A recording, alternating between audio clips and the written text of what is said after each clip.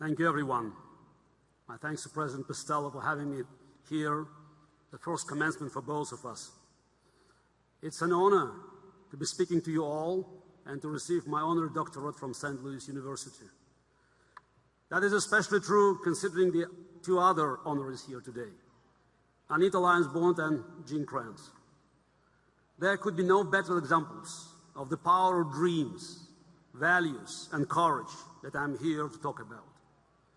And thank you, Rex, for that flattering introduction. However, he omitted one important fact about me, that I was born in the Deep South right next to Georgia. That is, in the Deep South of the Soviet Union, at the shores of Caspian Sea in Baku, Azerbaijan, right next to the Republic of Georgia. And I hope you can understand my southern accent. I also hope you have read about the USSR in history books. It's an odd feeling to think that most of you were not yet alive when the country I was born in ceased to exist in 1991. It's always difficult to explain what it was like to be born and raised in a totalitarian country to those who have enjoyed the fruits of freedom and democracy from birth. To make a modern metaphor, I would say it was like being the only kid on the block whose family doesn't have internet or television, and your parents keep telling you how lucky you are not to have those things. I've been visiting St. Louis frequently in recent years as the city has become the world capital of chess, leading the way in education and at the competitive level. This is actually restoring an old tradition. You might not know that St. Louis hosted the first official World Chess Championship back in 1886. It's a great pleasure to be here for today's special occasion and finally find out what a billiken is.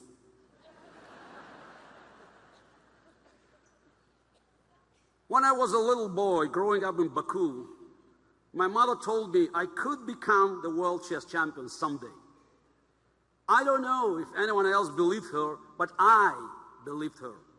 Years later, the sport authorities in the Soviet Union told me that I was a troublemaker and I that could not become the world chess champion.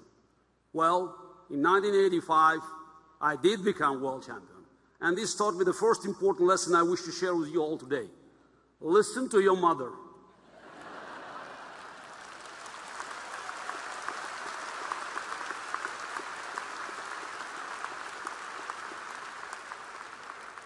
Six years after that, the Soviet Union and all of its sport authorities ceased to exist, while my mother is still going strong.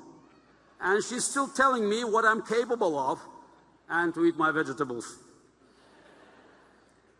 Everyone will tell you to believe in yourself, and this, of course, is true. Only you can decide your course, and only you can make it happen. But you must also listen to those who believe in you and to take strength from their love and from their support. Often they remind us to aim high, higher than you might aim on your own, especially when you are young. I'm quite sure that if you all accomplish what your mothers believe you can accomplish, that this will be the most successful graduating class in the history of the world.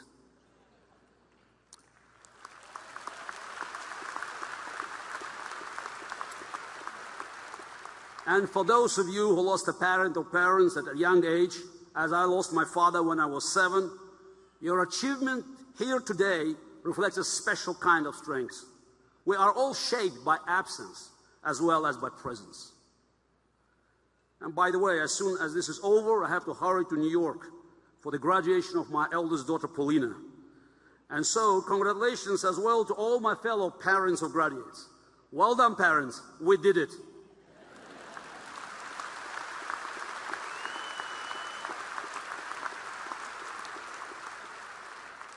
When I won the World Championship in 1985, I was 22 years old.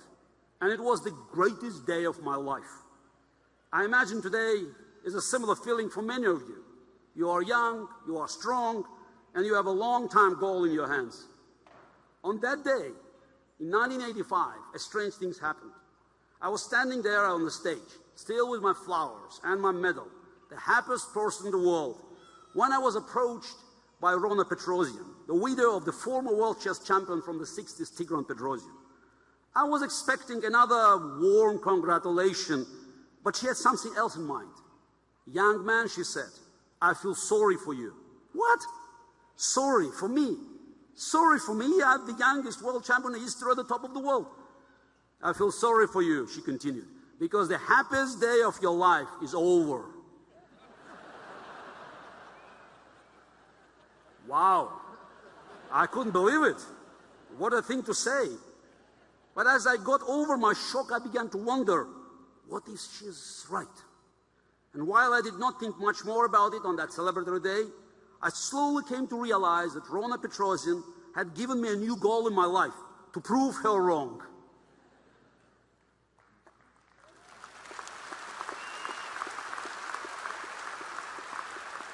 And now I realize she did me a favor that day, and so I'll pass her gift on to you. Is the happiest day of your life over? Or do you already have a new dream, a new goal, a new plan? Graduation is about the future, and not just about your future. Few people expect to change the history of the world, but in some way you all will. And it's up to you to decide if you will change the world with your presence, or if it will change in your absence.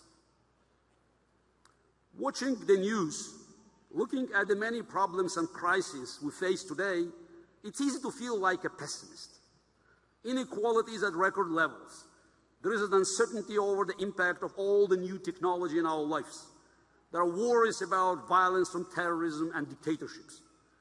And also I spend a lot of my time analyzing and discussing these difficult issues. I'm an optimist. I'm an optimist because I believe we have the power to change things. We're not helpless spectators to economic cycles or the force of history. We have the ability to take action, to change the course of the world. You all have that ability. By dreaming big and recapturing the spirit of risk and innovation, we can do something about these problems instead of passively biding our time. Dreaming of changing the world means being prepared to take risks, to sacrifice, and to fail, and to try again. When I retired from professional chess 10 years ago to join the pro-democracy movement in Russia, many people thought I was crazy, and some of them told me so. I was still the #1 player in the world, after all, and challenging Vladimir Putin's dictatorship was far more complex than the black and white world of the chessboard.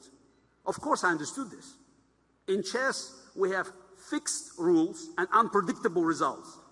In Putin's Russia phony elections, it's exactly the opposite.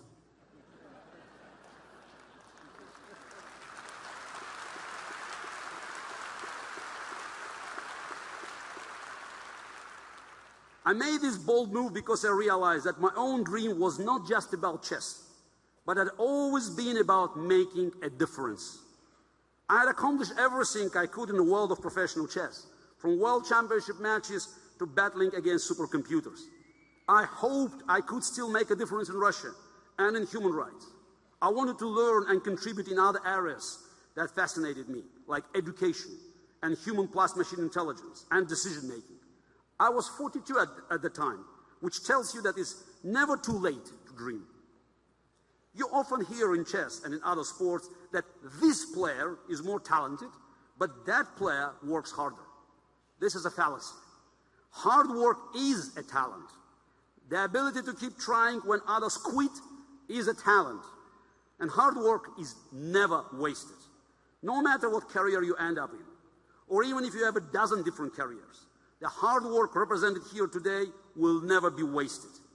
You being here shows that you have the talent, and it will serve you well, no matter how you decide to make a difference in this world. Human beings cannot upgrade our hardware.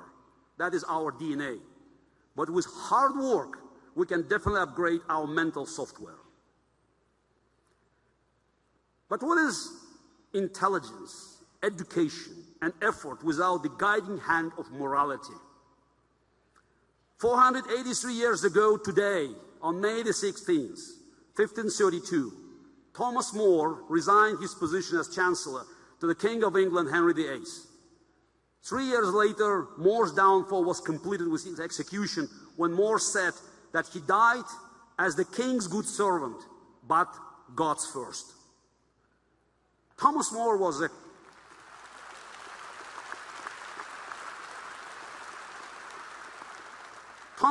complicated figure, a man of principle. As you might expect of a lawyer like More, in his novel Utopia, he writes often of the law on his fictional perfect island. But instead of describing a flawless set of laws as he imagined them, More wrote that in an ideal society based on clear principles, many laws were not necessary. He wrote, "They have but few laws, and such is their constitution that they need not many." And so More's Utopia also had no lawyers. Don't worry, I'm happy to tell those of you coming from Scott Hall today that a world with no lawyers is only possible in Utopia. How many laws we have is not the point. The world is a complicated place, far more complicated today than when Thomas More wrote his novel 500 years ago. And the laws must keep up with the times. What has not changed, what should not change, what cannot change is the need to base our laws and our lives and our dreams on eternal human values. We can fight for our values, or we can trade them away for comfort and temporary security. This is a challenge for all of us in today's globally connected world. Every day we make choices, large or small, individuals, companies, entire nations. Are these choices guided by the values we treasure? Are we loyal to the principles of individual freedom, of faith, of excellence, of compassion, of the value of human life?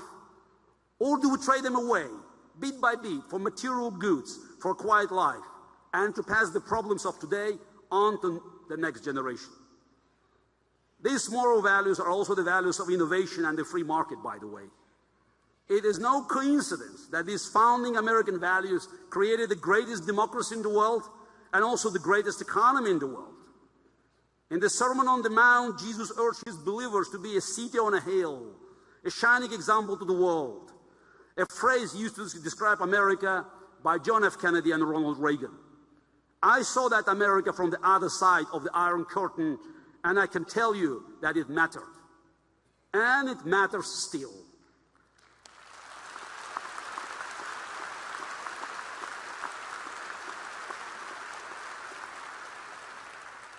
If America is to continue as a light of the world, it will be up to you and to your generation to hold fast to these values and not to trade them away for a safe and stagnant status quo.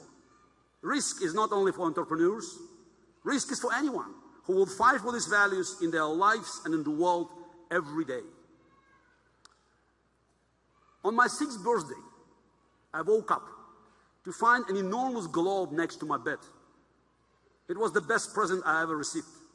I had to rub my eyes to make sure it was real. My favorite childhood stories were the ones my father read to me about the voyages of Marco Polo, Columbus, and Magellan. Our favorite game was to trace the journeys of these great explorers across the globe. These are the last and fondest memories I have of my father.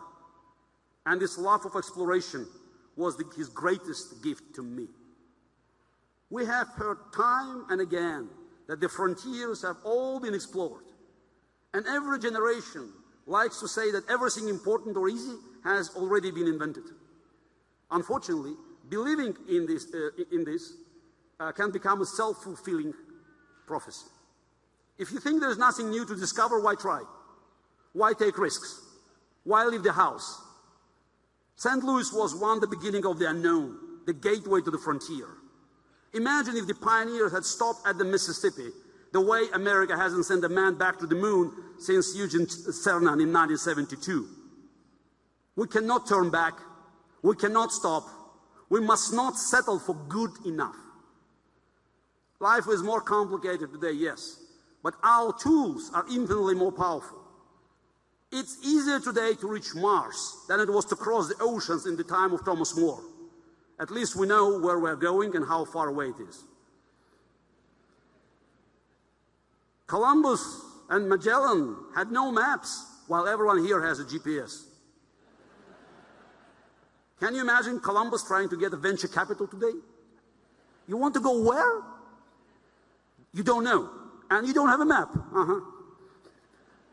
Today, you all have a device in your pocket that can instantly communicate with half the people on the planet and access every piece of information in human history. One iPhone has more computing power than all the computers NASA had combined back in 1972. But the raw computing power isn't enough. We need human creativity and human ambition to make a difference. There are still new frontiers today, and a limitless number of new inventions waiting to be discovered by people with curiosity and courage to look for them, and the freedom to do so. It will require belief, hard work, and the values of innovation and liberty. It will require your belief, your hard work, and your ideas. You might say you aren't ready for a new challenge right away, that you want time to relax, to celebrate, to rest on your new laurels. I'm sorry, but the world will not wait for you. The world needs you now. Today, you have fulfilled one dream, and tomorrow you set course on a new one. And if you always have a dream, the happiest day of your life is never over. Thank you and God bless.